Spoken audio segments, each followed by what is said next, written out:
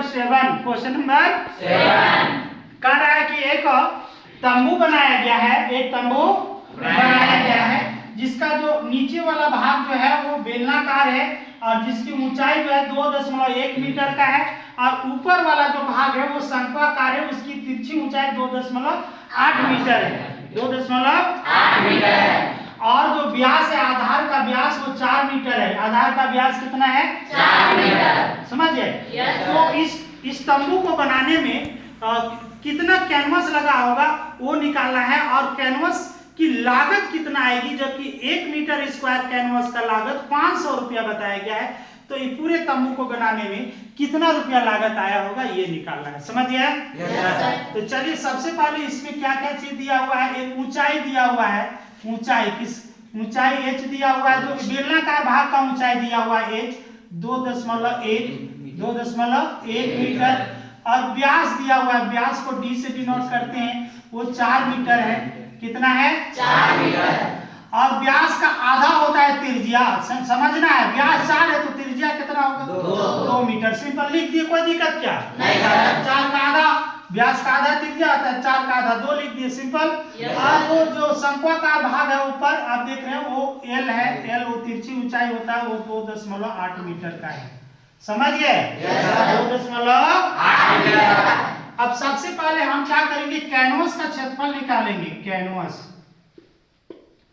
Canvas का क्षेत्रफल, canvas का क्षेत्रफल कितना क्षेत्रफल लगेगा, इसमें जो तंबू बनाया गया उसमें कितना तिरपाल लगेगा उसका क्षेत्रफल निकालेंगे, कैनवस का क्षेत्रफल। समझिए? तो ये हो जाएगा हमारा। देखिए यहाँ दो भाग है, पहले बेलन का वक्र पृष्ठीय क्षेत्रफल, वक्र पृष्ठीय क्षेत्रफल प्लस बेलन, जो बेलन है उसका पृष्ठीय क्षेत्रफल निकाल देंगे और ये शंकु का या शंकुआकार भाग का, ऐसे भी ले सकते हैं, या शंकु का वक्र पृष्ठीय क्षेत्रफल, शंकु का ये दोनों भाग का क्षेत्रफल निकाल के जोड़ देंगे, दोनों भाग का क्षेत्रफल निकाल के जोड़ देंगे। तो बेलन का वक्र पृष्ठीय क्षेत्रफल हो जाता है 2 पाई आर एच प्लस शंकु का वक्र पृष्ठीय क्षेत्रफल हो जाता है पाई आर एल। क्या समझिए? अब देखेंगे यहाँ पर से जो कॉमन है वो कॉमन निकाल लेंगे, थोड़ा आसान हो जाएगा मैथ। देखो पाई आर और पाई आर इसमें भी है, इस बेलन में भी पाई आर आया है और शंकु में भी पाई आर आया है, यहाँ से पाई आर कॉमन कर देंगे।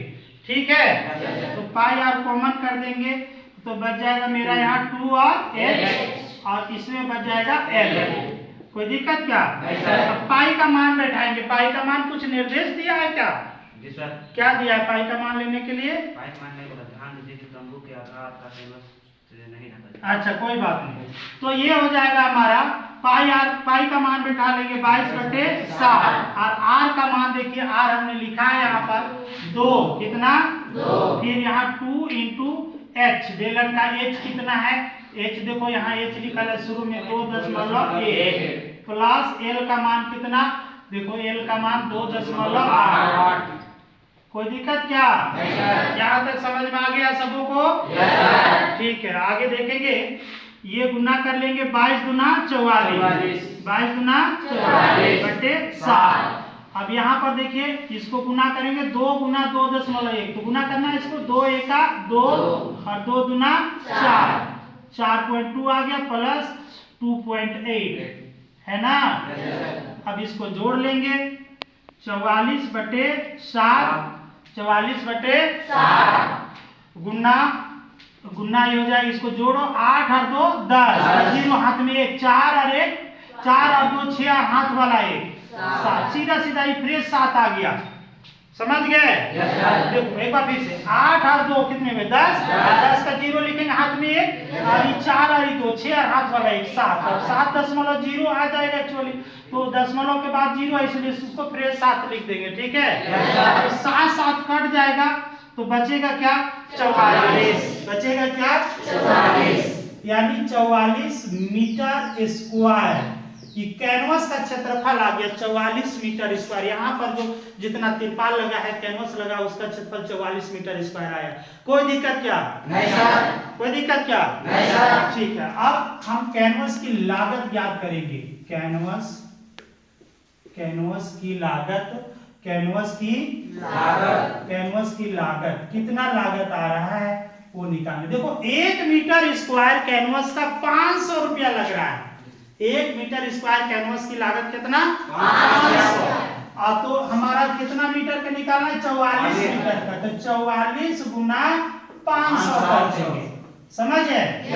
कैनवस की लागत पता चल जाए। 1 मीटर स्क्वायर कैनवस की लागत 500 रुपया है, तो 44 मीटर कितना होगा? 44 गुना 5 कर लेंगे।